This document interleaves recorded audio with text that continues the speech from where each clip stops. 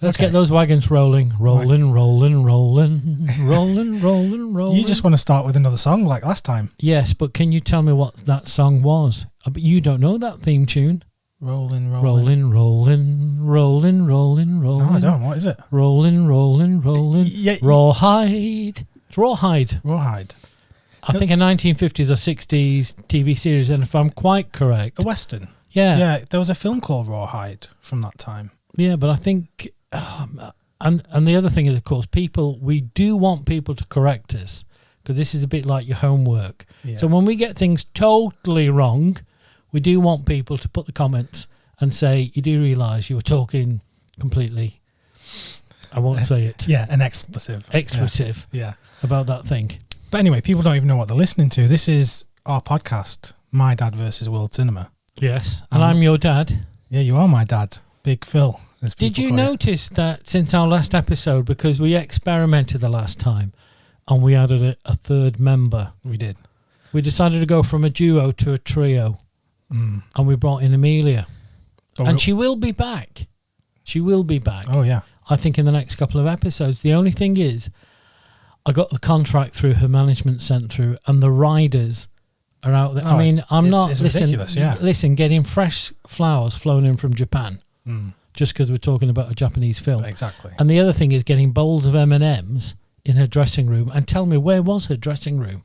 Because I haven't got a dressing room. No, I don't even have a dressing room, and this is my house. And what she wanted us to do, she only wanted the red peanut M&Ms, if such a thing. Yeah. So anyhow, she's going to come back. We'll get the contract. She's allergic to peanuts as well, so that doesn't make any sense. It makes no sense at all. So she will be back probably in the next couple of episodes once we get the contract sorted. Yeah. Yeah, she has to be summoned a bit like a snake out of a basket. Yeah, absolutely. And I said she was under the stairs anyhow in the last episode. Exactly, yeah. But anyway, we're already rambling, aren't we? But this is episode 7. Episode 7 of the never-ending episodes. Yeah. The Farce Awakens. The farce. Yes, I like that. Yeah. The Farce Awakens. I mean, I don't think I made that up. I think someone said that was years ago. That was subliminal. Yeah, it was. But yeah, we're back. Episode 7. We're going to be going to Poland today. Ooh, freezing. Yeah. With the film we watched, it looked very cold, didn't it? And we watched the film the other night because we had a very limited amount of time to watch a film. Yeah. See, our schedules are very busy. Yeah. So sometimes between being asleep and then waking up. And then eating. We do a lot of that. And then falling asleep again and then eating again. Yeah. Which brings me to something. I've decided it's time for me to go on a diet. Again, yeah. Only took you how many years? Yeah, I'm not going to reveal your age on camera. 60. Oh, okay. Well, you know why I've done that? Do you know why I've done that?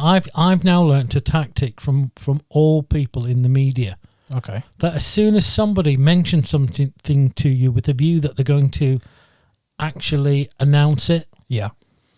A bit like the newspapers. What you do, you get there first. Yeah. So you probably were going to try and have this hanging over my head. No. That I would be trying to tell the audience that I was around 40. No. I mean, who's going to believe that? Especially if they watch this. I mean, if you look 40, if people thought you looked 40, you've had a hard life. A very hard life. Yeah. In fact, there could be makeup, though. It could be. Anyhow, getting back to this. So I'm going on a diet, and you know what my inspiration is? This film? Was it this film? No. Adele. Have you seen pictures of Adele lately? Yeah, of course I have, yeah. I mean, recently, since she's lost all that weight. She's lost a load of weight. She's fantastic. Yeah. Not that I want to become a songstress or a songstress. A songstress. A singer is what we call them. I thought songstress, seamstress, I don't know. But I want to be one of those things. But no, I thought she looked fantastic and she's done really well. And if she does happen to be listening or watching this podcast. God, could you imagine if Adele's listening? Yeah, can we not... can you sponsor... Adele, can you sing the theme tune? Yeah, just like Billie Eilish for the new Bond film. Well, yeah, because Adele did Skyfall as well. Which actually, we haven't got a theme tune. No, we don't. This is... Right, I have a checklist of things that we need. We need listeners, first of all. Then we need a theme tune, a logo, a website, social media pages. What about Hans Zimmer? Hans Zimmer, yeah. I think he's the man. I want a big build-up at the beginning. Hans Zimmer does a lot of films, doesn't he? Oh, loads. Yeah. But he's great. Do you remember? Do you know what my introduction to Hans Zimmer was? Go on. Do you remember? I must have been about 11 or 12. Do you remember we used to watch that program on TV called The Contender? And Hans Zimmer did the theme tune to The Contender. Yeah. And the Contender, it was a program about boxing. Reality show. A reality show with Sylvester Stallone as the boxing coach. Still haven't got the Stallone. So I'm working on that Stallone voice. Yeah, we'll keep working on it. Yeah. But it's a great series. Yeah, we're going off on a total tangent there. Yeah, so Adele, if she's watching... the Adele conversation was the other tangent. We need to get back on track. Okay. But yeah, Adele, if you're watching... Sorry. Or listening. If you're listening, Adele, we would love you to sing the theme tune. I think what's going to happen is we'll find out that Adele, one of Adele's relatives, is watching this, or one of her really good friends. Maybe. And they've seen this, and they're going, oh, do you know, they seem really nice, those two. Yeah. Shall we give a big shout out to Adele? Oh, those two, there must be something wrong with them. Oh, I'll sing a theme tune for them. Yeah. Maybe as a charity thing, like, but not a hackathon. Hackathon? What's the thigathon? What's a thon? It's like a marathon. Like a marathon, but you have, where you fund something, like a charity. I don't know. Answers on a postcard, please. Yeah. Oh gosh. We're off to a great start. Back to the film. Yeah, we've not even said what we're watching. We watched part of a film, I guess. The Decalogue, which is in the background here as always, by Krzysztof. I think it's Kieślowski is how it's pronounced. Yeah. Not Kieślowski, as I used to say for years. Again, answers on a postcard if we're wrong. Yeah, pronunciation, subtitles, we'll start putting those on. Exactly. But yeah, the Decalogue, it's a 10-part series of, they're kind of like short episodic films. And the reason that we reached for this the other night is I sat down and said, look, shall we watch a film?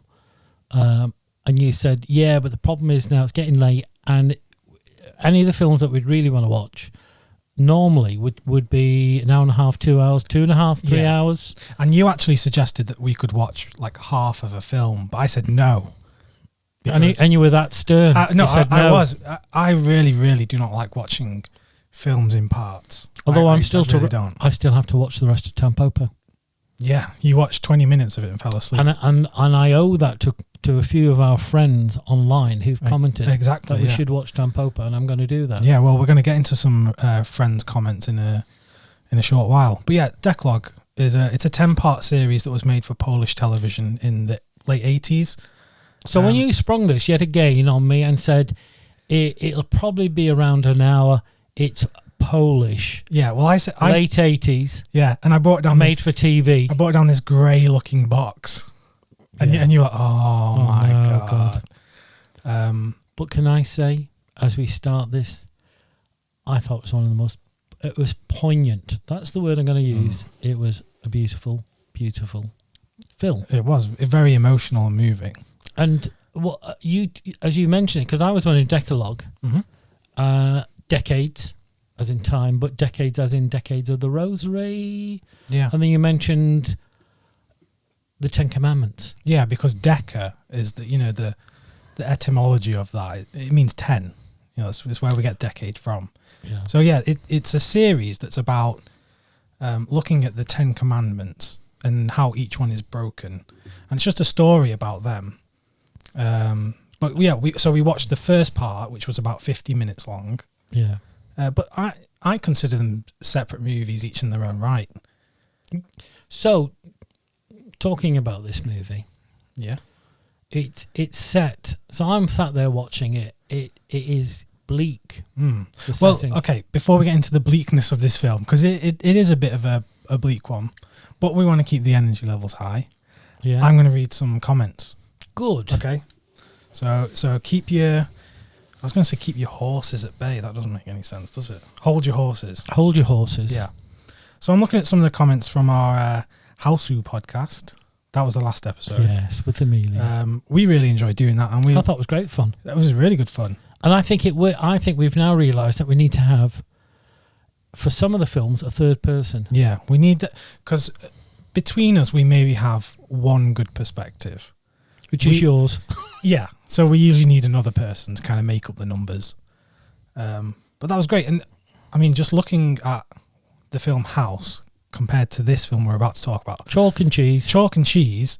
But isn't that the beauty of cinema? Absolutely. That you can have two completely different things and they can both move you in different ways. And they're both under this umbrella of film. So 7 episodes ago, I was a complete Luddite newbie to world cinema. And most of these films, as you used to go, because I used to joke with you, didn't I? Oh, you did, all the time. I'd say, oh, you've bought another film. It must be about a one-legged, one-armed Japanese banjo-playing... kabuki player or something. Yeah. Basically, you were saying that because you thought these are all films about really obscure, serious, dramatic things. And it's just not the case, is it? No, it isn't. So 7 films in... I found this one in particular was very interesting. Very, very. So some of these comments, thank you very much for all the people that reached out. Absolutely. And left us some lovely comments. I'm going to go through some of them. We had a comment from Darkman. I think Darkman's a superhero. Do you reckon he's a superhero? Superhero to us. Look, we've got superheroes watching our podcast and listening. Darkman said, "This is the greatest and cutest thing ever." I think he was talking about my face. The cinema-loving family every cinephile wants. On the right track. So Good. that was very Thank nice. you so much. We had like a play-by-play reading that was brilliant. by Jeffrey Miller. Jeffrey did a great job because he broke down the whole episode into different parts. And he also gave you some compliments, which, I mean, yeah, you got to which is why I read it. You got to throw him a bone, occasionally. Yeah, Thomas Gentile. He found it funny because I kept doing this with the microphone. I kept moving it back and forth because you were being a bit loud sometimes. And I do breathe heavy. You do breathe heavy, but that's because you have so much weight on your shoulders. You're carrying, oh, do you know you're kind? Yeah, that was. As I was saying that, I thought, wait, this sounds like a fat comment. It's not. That wasn't a fat comment. You weren't being fattest. I wasn't, no. We had a comment from Rob the Bobs. Rob, he watches a lot of these as well. He listens to this on the way to work in the car. I hope you don't also watch it while you're driving because that's very dangerous. I don't know if it brings in an extra. We could be. Well, no, we don't want. Could you imagine if people were crashing cars? Listen, this was a bit like the Tesla software. Imagine if this was the last thing you ever heard on this earth because you crashed your car. I think.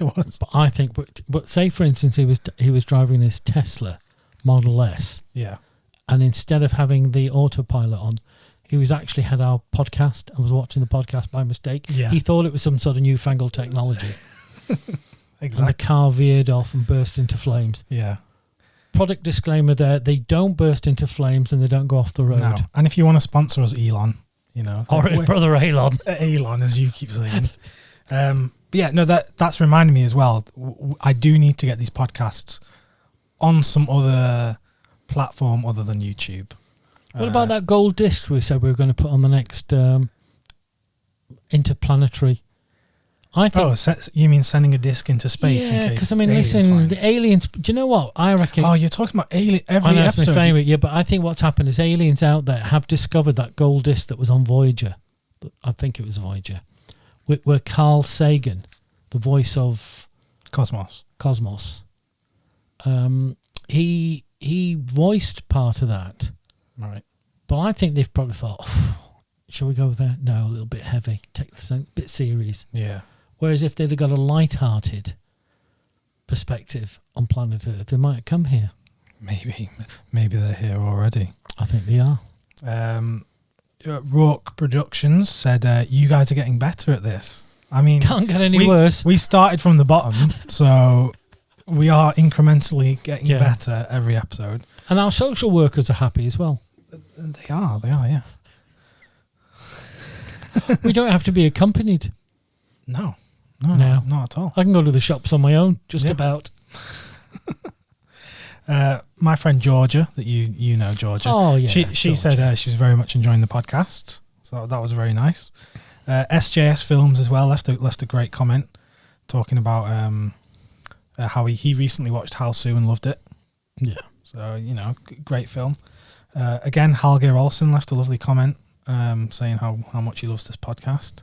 I mean, all of you guys should probably, reconsider your lives if you love this. No, but I've got a different perspective, because you know what my ultimate aim is? We're going to bring everybody together. Wow. In one place for a convention. Oh, right. I thought you meant like world peace. You were going to bring everyone together. All wars were going to stop. No, but seriously, at some point, I'd like to have an event.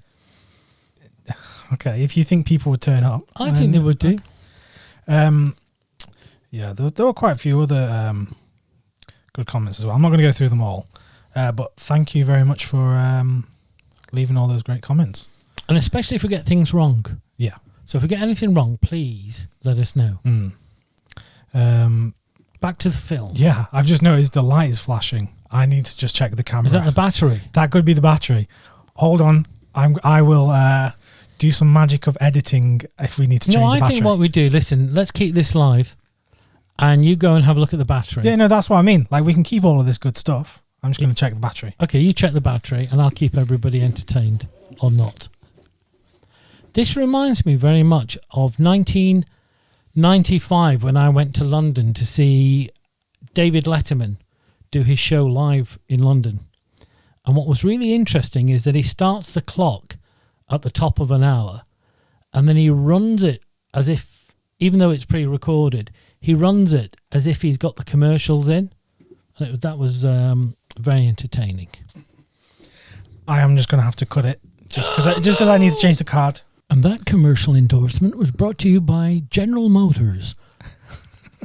Oh, I would love to be sponsored by General Motors. No, I thought that was good because I reckon that what you've got is some sneaky plan there. You didn't run out of battery. You didn't run out of storage. No, I'm inserting adverts in there. Correct. No. And not giving me a cut of them. Maybe. Actually, what I wanted to do whilst you were off air, I wanted to find a hat and a different coat and put them on and then come back and see if anybody noticed. And if they didn't, talk about the world of continuity. You got to remember, though, some people will just be listening to this, not watching. So the whole hat thing would have been totally lost on them.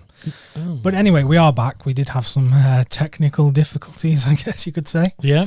Yeah, I can't remember what we can't do that when we're live, when we're doing live shows. Oh, gosh. Should we? Oh, yeah, your convention, yeah. Yeah, when we're reporting live from the convention. I'm not so sure. Well, anyhow, should we get onto the film? Let's get to the film. Yeah. So, as always, we're going to talk a bit peripherally about the film. We're going to try not to spoil anything. We're just going to kind of give an overview of why this film should be seen. So, shall I give you my perspective? You can do, yeah. Remember, no spoilers. No spoilers in this part, because we will come on to the spoilers. Because you'll do the duck sound and then we'll go into spoilers. So, my perspective on this film is, I'm thinking, God, it's an hour. It's a TV program, because originally it was a TV program in Poland. Late 80s, so it's prior to the sort of fall of the Berlin Wall. So, we're really talking about Soviet-era Poland. Yeah. And I'm thinking, God, this is bleak. And when you switch it on and we watch the first couple of scenes, it's like it is set in a bleak environment. Yeah, it is very bleak urban environment. It's very like grey and concrete, isn't it? But what soon emerges is a couple of different themes. One is a bond of love between two people, a father and a son, which appears to transcend everything that's going on about them.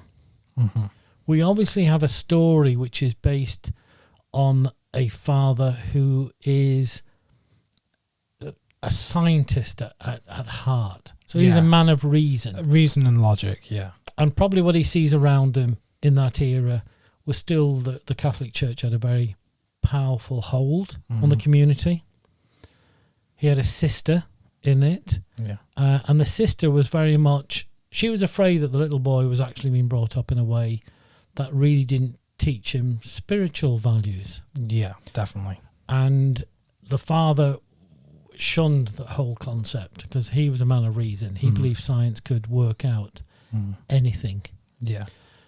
And then we have a setup of a number of things happening. And the way that it's developed, it shows that bond being really strong. There are various people in the story that we'll come to on in the spoilers who appear, but we're not really too sure who they are and what is the significance of them. Indeed. And the other thing is, we have various people mentioned, in particular the little boy's mother, but we don't know, is she alive? Is she dead? Is she somewhere else? Exactly. And we are led to believe that she is somewhere else. Yeah. And not with them. It starts off really looking at a number of metaphysical things, and I think the little boy in particular starts to want to know why things happen. Yeah, because it's kind of, I mean, I think in a way, this is kind of like another film we've talked about, El Sur, in that was about a daughter and a father relationship. Yeah. And we kind of saw things through her eyes. In this, I think you kind of do see things through the little boy's eyes, because he's asking questions about God and what life means. Yeah, metaphysical questions. Exactly. And these are questions that we all ask. We all ask, and we all want to know the answers, just like this boy. And in this film, his father thinks he knows. He has the answer. Or that he believes that reason can provide you with an answer. Yeah. And therein lies the problem. Yeah. Because that's what it is. This film, it questions beliefs, doesn't it? Both of religious beliefs and then beliefs in science and reason. And what we get to understand as well, without it not being a spoiler, is that Decalogue One is really looking at the essence of the first and second commandment of the 10 Commandments. And ultimately, the whole concept of false gods, that people shouldn't put their trust or their faith in false gods. So that's not a spoiler, but it becomes apparent as the film develops and ultimately reaches its climax. Well, like we've talked about, religion is at the centre of this, isn't it? Because there's a big church being built in the background. The church is being built, and when there's shots of the landscape, the snow, and the lake, you can see the church with the cross on it in the background at all times. Yeah. So I think with this particular story, and we'll get onto the spoilers because obviously it's an hour. It's under an hour. Yeah. Well, I think it's 51 minutes. So really, you have, if you're someone who has a short attention span and you can't watch a 3-hour Tarkovsky film, you have no excuse for this one because it's 51 minutes. It goes by so quickly, and it is riveting as well. It's not slow, slow at all. Because it was from the late 80s and it was a piece of television, so they couldn't afford to be slow. They had to, be very economical with how they told the story. And it came to a conclusion, which is great. Oh yeah, it came to a conclusion, but it makes you think, doesn't it? Absolutely. So I think with that's probably about as much as we could talk about the film, the parameters of the film. So what I would say at this particular point is, I think it might be a good time to look at to do the spoilers. Oh, definitely, yeah. But if you've not watched this, you really should give it a go, because I think it's quite widely available as well. Like in the UK, we've got this Arrow Academy Blu-ray box set. In America, there is the Criterion Collection. They have a release of this as well. And with this particular, because it's a series, it's 10 episodes. Yeah, 10 episodes. You can watch this episode and never watch the other 9. Exactly, because you haven't seen any of the others. I've not seen You've only seen this first one. But it makes me want to watch the other 9 now. And it stands alone as its own thing, or many people consider the 10 episodes as one big film. So it's up to you how you watch it, and that's why it's nice and modular in that you can watch it how you want. So I think we go for the spoilers. Yeah, definitely. I want to ask you a question though, because we often talk about how a lot of these films and stories are universal. Do you think this film that the story feels universal, or do you think this is particular to Poland? Do you think you have to be from Poland to really get this, or no? It's a universal story because the themes of it are really about man, God, the relationship between man and God, why things happen, and how as individuals we use reason to try and make some sense of the chaos that we have around us in the universe. Yeah, and we watched it obviously coming from a background of coming from a Catholic family, don't we? A religious family. But I feel like the film doesn't really take a stance either way, does it? No. It's like you could watch this film being religious or being totally, atheist, and I think you would still get something from it. There's a slight I felt there was a supernatural theme running through it, in particular to do with the technology, which we'll come on to in a minute too. Yeah. So what I would say is, if you want to watch something under an hour, a really good story, something that will make you think, and I genuinely found at the end of this movie, I was moved. Oh, yes. It really tapped in on an emotional level as far as I was concerned. For sure. So really good. So, in actual homage to this film, I'm not going to make a duck. This film is too good to make a duck. Yeah, honestly, So I think what we'll do, we'll say spoiler alert. Yeah. With subtitles. Okay. Yeah, so we're going to get into spoilers now, so this is your last warning. We're going to get into it. So talking about 3 particular scenes that I found. Okay, yeah, so as you sit here now, and if I say Decalogue One, what's the first thing, or the first image, or first whatever that comes to mind? The little boy and his dad in the apartment with the computer. Yeah. And so what we've got here is a little boy who is growing up. He's about 12, I think, in the film. Yeah. He's growing up in... Even younger, I think, because was he at primary school? 10 to 12. Yeah, I think he wasn't at high school yet. And he's living in Poland, and he's got a dad who has a sister. The aunt is very religious, very, yet again, close to him. Mm-hmm. And she plays a part in his life.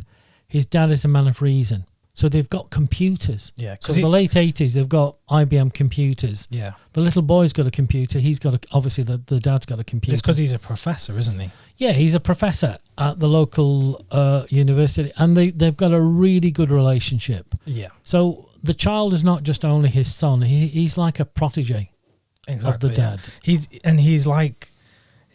The child is shown to be like a genius of sorts. Yes, because there's a great scene where the two of them go to play chess. Yeah, and there's like a circular table, and there's a girl who is a chess prodigy. She must be like a grandmaster, because there's a circular table around her, and there must be like 20 different chess matches going on, and she is just moving from one chess match to another, just doing a move. And the little boy is talking about various moves, and the dad's saying, I don't know.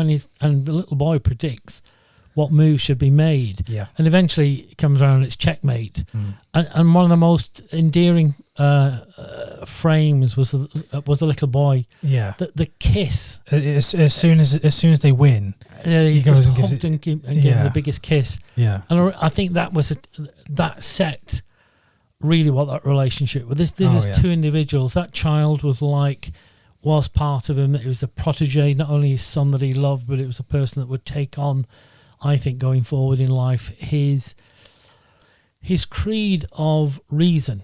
With reason and with science, you can solve most things. Yeah, because there's a great scene early on with the computer in the apartment. The son's asking him for like a puzzle, isn't he? Yeah. About skiing and how fast it would take to overtake another person. And he gives him all these numbers, and he's keying in the numbers on the computer. And then the little boy manages to work out the equation and goes, wow, yes, I know what it is. So we see the computers then taking a part in their lives where it's they go to it. There's also this thing where the little boy's asking the computer for answers about his mum. Well, what's very strange is, because it seems like there's some kind of program on the computer that's simulating the mother. Yes. Because doesn't the auntie talk to the dad and say that he collected a load of her thoughts and writings and stuff? It's a bit like very, very early AI. Well, because, he mentions artificial intelligence in the lecture. And this is 1988. Yeah, so this was very advanced for the time. Yeah. Because this is a conversation that people are having today about what artificial intelligence is.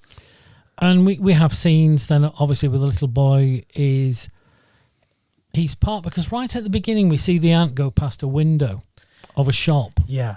And in the shop, there's like a freeze frame of the child's face in a film which was a TV report that had been done by the local TV station. Yeah.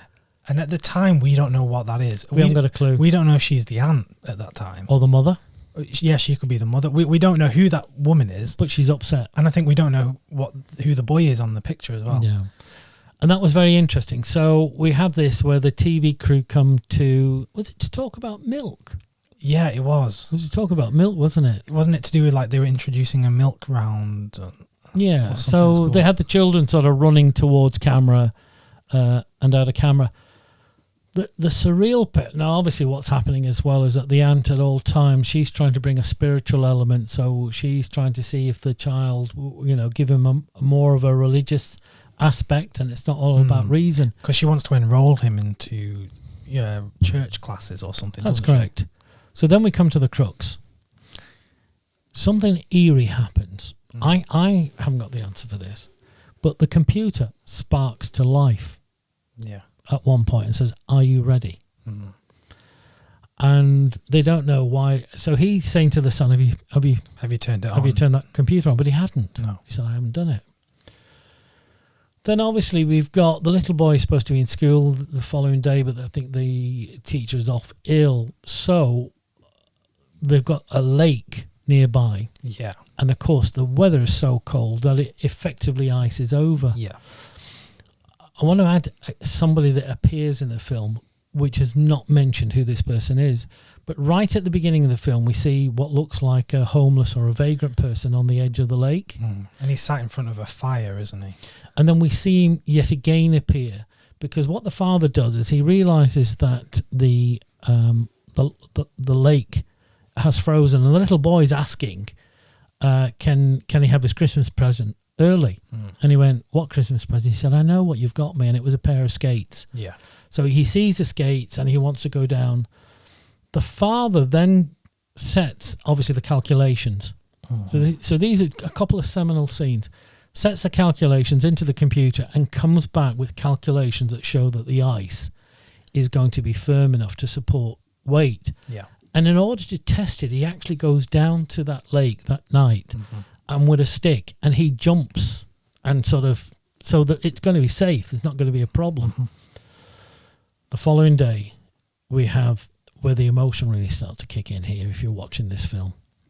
The father comes home, and then a little bit like when we talked about Fritz Lang's M, we have a scene where there's a build-up where people are getting agitated about where children are, but he's remaining calm because he thinks everything is okay.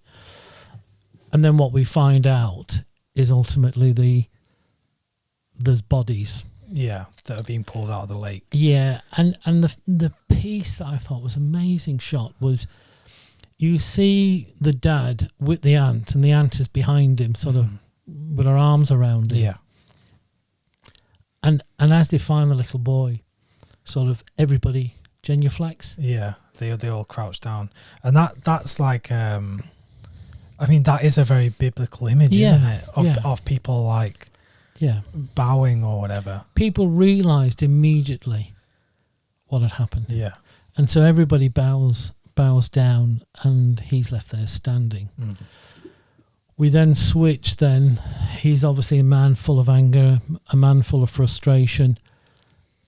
And we see him go to the church, which is the final scenes in it, where he goes to the church with a view to effectively knocking over the church. So he knocks over the altar.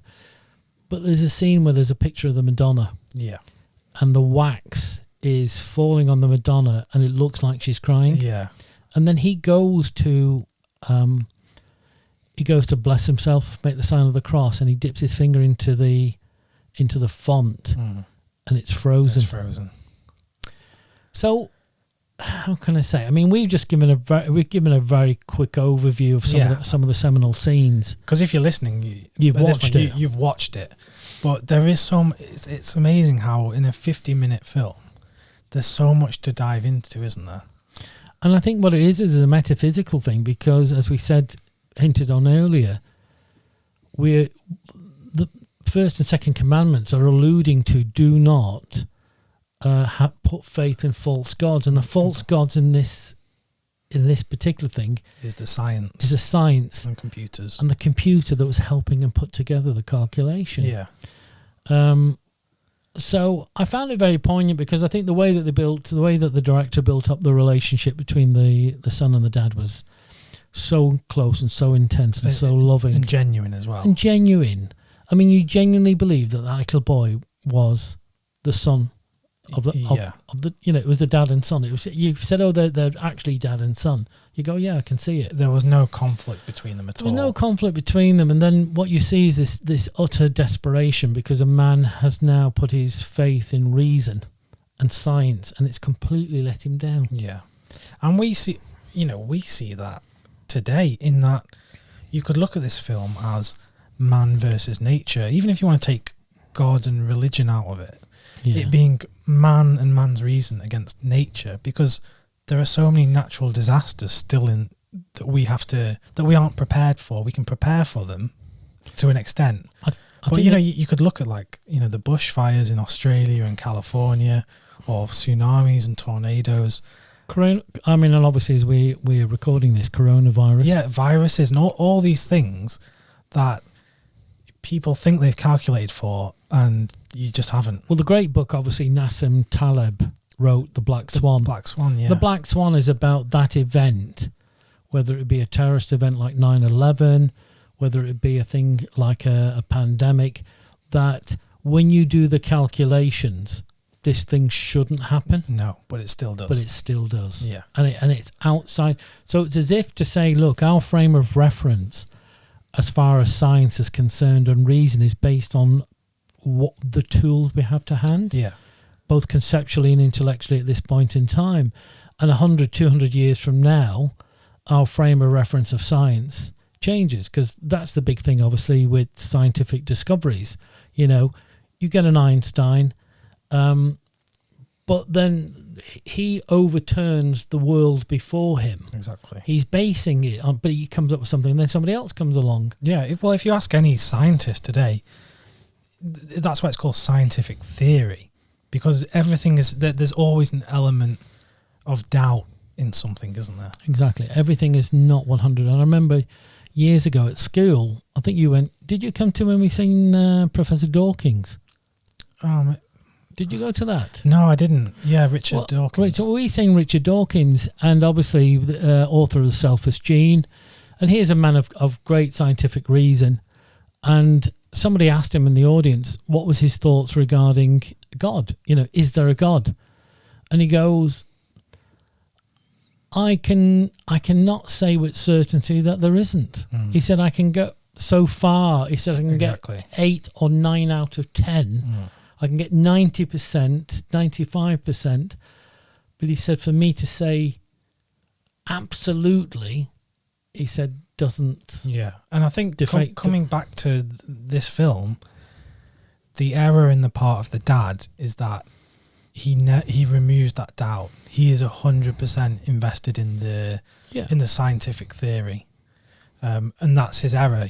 That's the false God narrative. Yeah. This isn't about saying that you have to believe in God at all. This is just saying that you need to... The uncertainty. You need to not completely believe in anything. Correct. That uncertainty plays a part in your life. Yeah, exactly. And to be prepared, to be uncertain of things. Because anybody that is too certain of things, sometimes that can go completely wrong. Yeah, that got really heavy. This honest to God, where's the line? I'm gonna have to bring this back to a bit of hilarity. I think what I'm going to have to do when I'm editing this together, I'm going to have to put a laugh track in. Put a laugh track on, definitely. A bit like Friends or Seinfeld. But it is a sort of film because it was so poignant to me. That's the word I keep using. I can't. You couldn't be hilarious. Oh no, I thought it was very important. You couldn't, because also you've seen this film. While the ending is bleak and sad, it's not without emotion. There's, like you said, it was a beautiful film. Yeah, it's not depressing. It's not depressing. It makes you think. Yeah, you come out of it having being slightly enlightened as to how you should live your life. Yeah. And like I've said many times on this podcast before, that this film is short and there's so much that you can get out of it. Yeah. Like I've only just thought now that I think I mentioned this to you, that you could view the child as like the Christ figure, you know, the innocent child that has to be sacrificed for the sins of others. Yeah. You know, for his father. And because the mother's not in the picture, it's like the single parent kind of thing. There's all sorts you could take from it. So what we'd say is, obviously you've watched the film. We'd be really interested for your comments as well. Yeah. That was our perspective. But I do need to lighten this up before we go. Oh, come on. How are you going to do this? Well, the only thing don't is... sing again. No. Sing. But somebody in the last episode said we were looking left of camera. Oh, yeah. Of course, what we have to do is we have a screen that's there, but it's only literally to make sure that we're always in shot and we don't go out of shot. Exactly. But the one thing that's come out of this is I'm looking at my hair, okay, which is a big thing to me. So, and that are you using a magnifying glass? Oh, well, do you see, that's the thing, is because when I go to the barbers, I say to people, you say, how do you want your hair? And I'll put 3 strands to the left and 2 to the right. Mm. But then this got me thinking, because this week I obviously read, as most people did, that Friends are reuniting for HBO Max. And they're going to do a one-off special. They're getting paid $2 million each. Mm-hmm. And I think it's going to really be just to sit down, somebody interviewing them about it, and just people being really happy to see all 5. There was 5 of them, wasn't there? No, there wasn't 5. There was 6. Was it 6? Wait a minute. Okay, I'm going to name them. Ross, Rachel, Monica, Chandler, Joey, Phoebe. Ding, 6. ding, ding, ding. There was 6 of them. Jeopardy. That's what we need. You and I on Jeopardy. I feel like I'm in Jeopardy right now. So then that got me thinking. I'm thinking, wait a minute. Now, Jennifer Aniston. What was Jennifer Aniston really famous for in the day? Friends. Her hair. No, her hairstyle. Oh, all right. So I'm just wondering, is there something about this podcast that my hairstyle could become famous? And that people all over the world could be saying, yes, I too want 3 strands to the left and 2 to the right. I mean, maybe. You are the world's #1 Michael winner. Yes, I could make a career out of that. You could do, yeah. Very happy and to do Michael Winner was a great film director. Yeah, I might reprise Death Wish. Exactly, yeah. Listen, it's never too late, to become a film director. I also thought, because as I said, we are recording this during coronavirus time, and at this particular date in time, which is the 23rd of February, initially coronavirus appeared to be slowing down in China, and now it's really taken off in South Korea. Italy's got it. Italy's next door to France. What about the Cannes Film Festival? I wonder what's going to happen there if it really takes off. I mean, who knows? Yeah, there was one year when they didn't have the Cannes Film Festival. I think it was in the late 60s, because there was some sort of French... revolution? Yeah, no, there was some kind of... Oh, no, I tell you what, it was the Paris, it was the student demonstration. There was some kind of like civil unrest. I know nothing about history. Yeah, but the thing is, the amount of times I've been to Cannes during different events and conferences and stuff like that, and the thing I love about France, and I do love France, and the thing I love about Cannes, and the Palais de Festival, where they have all the events, is the last day of any event there is the day that the taxi drivers go on strike. Oh, yeah. Okay, so as you're trying to get back to the airport, and then I had one year where the taxi drivers went on strike on the Friday. I managed to get to the airport, and then the air traffic controllers went on strike as well. Wow. And then, God forbid, you had to get public travel. You had to go on the bus. I didn't do that. No, actually, what happened? We managed to get back. Yeah, but you've never been to Cannes Film Festival, though. You've been to Cannes for other things. Okay, then we know you've been to the Cannes Film Festival as a delegate. No, but the thing is... Can we go next year? Well, this year, you mean? Could we go this year? Yeah, it's in May. So the thing is, I think there's still time to get... Should we have a petition? There's still time to get accreditation, If you want us to go to Cannes, we could do this on your behalf. We could do this live. We could... crowdfund it. No, we don't need to crowdfund it, but if we can get we need a petition. We do. Yeah. Yeah. Like a unite. I reckon I could be the next Greta Thunberg. Oh, gosh. Yeah, I could be Greta Thunberg. I could be petitioning that you and I get to the Cannes Film Festival. Okay, well, good luck with that. Yeah. Anyhow, on that, I just realised we're at 47 minutes. I know. Blimey. I said this is going to be a short one. Well, we did take a 2-hour break when it cut out, though, Yeah, but this is nearly as long as the film we were talking about. It is, actually. This could almost be an audio commentary. Yeah. You could almost just track. cut the video, place it over the film, but then there'll be bits when we're talking about, like, doing a quack noise and the kid's just about to die. And I didn't talk about nuns this week, even though there was a religious connotation. Exactly, but it's the way that you talk about nuns is inappropriate for this kind of film. Oh, and still waiting for Harvey Weinstein's verdict. That's not coming through either. So I'm glad you didn't call him our friend Harvey this time. No. I think after Amelia gave me a beating after the last episode. That's why she's not here. She just refused to come on. Yeah, but she will do. She'll be okay. Yeah. So I think Amelia might join us for the next one or the one after. Yeah. Well, the thing is, like I mentioned last time, we've got a few films that we've not talked about. So we're hoping to get those out of the way. Not get them out of the way. That sounds like you're making it a chore. No, not get them out of the way, but I mean, like, literally get them seen, get them reviewed. Yeah, of course. And take it from, as always, if there's any films that you want us to talk about. Yeah, because we are taking note of the comments, and we are taking note. We are producing a list. I'm making a big master list of films that we need to watch. Yeah, because well, this is an education thing for you. Like but we've done this. This is only episode 7. It feels like you've watched a lot of films. I think if this works for me, and genuinely this is working for me, I think that it's like a public education. It is. It's like a public service announcement. This is like some kind of science experiment where if you took a monkey and tried to release it into human civilization, would it go out and get a job and that kind of thing? Yeah, that's what this is. Now that looks like a mixing desk in front of us. Yeah, but what's the electrodes on there for? That's for all the times that you're going to lie. I'm going to shock you.